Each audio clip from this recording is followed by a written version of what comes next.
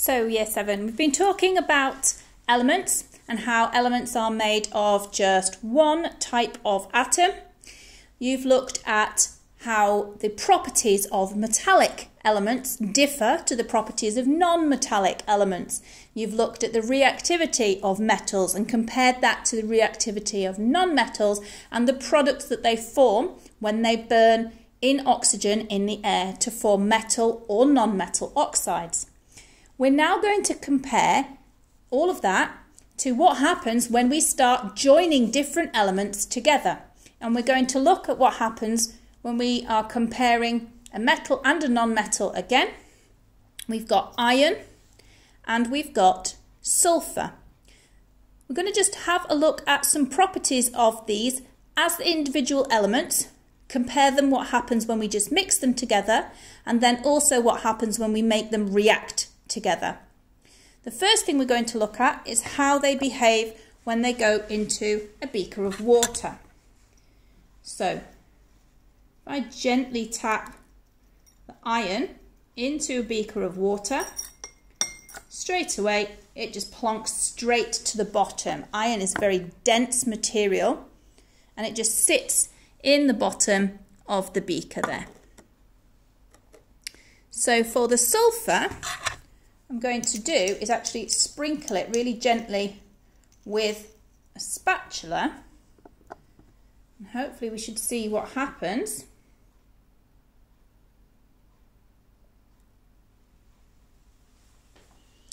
You can see there the sulfur sits on the top of the liquid. And tip it so the liquid just stays level. If I give it a stir, it still sits on top of the liquid. If I add a bit more,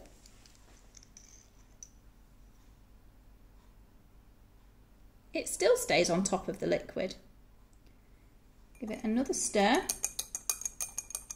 Might get some lumpy bits going to the bottom now, the bigger lumps. If I just move the camera so you can see on top there, what's weird about it is it still looks kind of dry.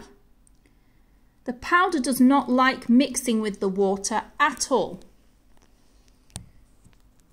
So iron sinks and sulfur floats. Let's look at another property. What happens with a magnet? So here I've got my iron. It's like that film, isn't it? What's it called? Big Hero 6. All these little bits of iron all attracted to the magnet, and I can drag them around. Even though it's in water, I can drag them out of the water and back down the side again. I can do it without even touching the glass to some degree. There we go. I'm jumping up. The sulfur. Nothing happens. I can tell, I can feel on the magnet it's not being pulled towards anything here. So iron is magnetic, sulfur is not. Let's compare that now to this test tube that I've mixed iron and sulfur together. I'll do the magnetism first this time. So straight away I can feel these two, the test tube and the magnet, being pulled together. Sorry, trying to keep it in focus here as well. And again, if we lift up the side, it actually starts to separate the iron out away from the sulfur. It's pulling the iron out away from the sulfur. The sulfur is not magnetic, but the iron is. I give that a good mix again and get a fresh beaker of water.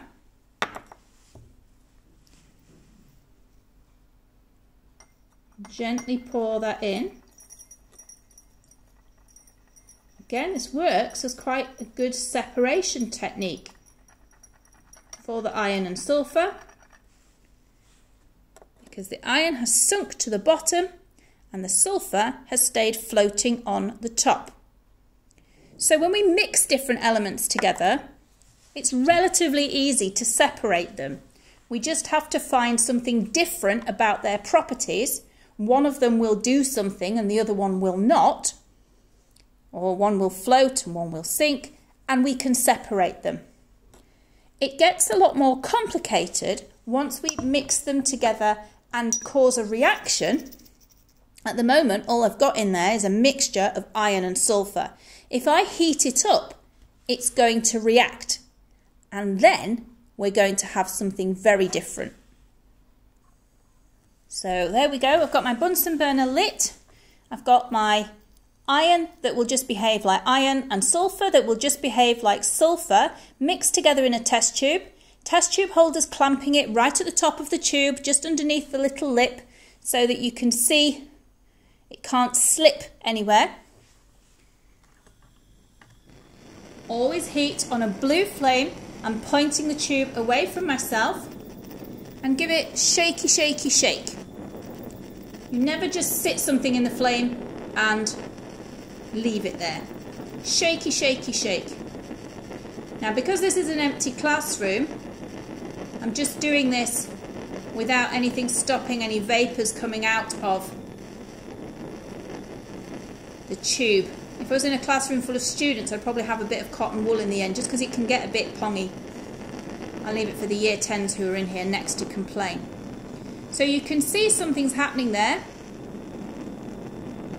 Definitely that sulfur is melting. We've seen hot sulfur before, but it's also reacting. That's probably enough. I'm going to turn the gas tap off. So what we've got there now is something that looks very, very different. It's currently, no, it's gone back to solid again. It was trying to be a liquid. So we've got a very dark brown, black solid. We've gone from shiny grey. I'm just going to move this Bunsen out of the way because the camera's struggling to focus. There we go. We've gone from that shiny grey iron and lovely bright yellow sulfur to this brown solid substance. If I try and put it in water, it's just going to sizzle because it's that hot. If I put a magnet near it, there's probably enough iron in there that's not yet reacted. It's pulling the tube at the moment. But iron sulfide itself, if I was able to get any out, which I don't think I will be able to,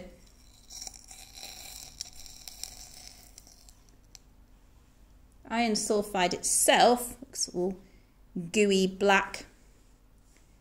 It's not magnetic. Should be able to test it with this. Oh no, still trying to be magnetic. Well, you'll have to take my word for it. The iron sulfide does not have the same properties as iron.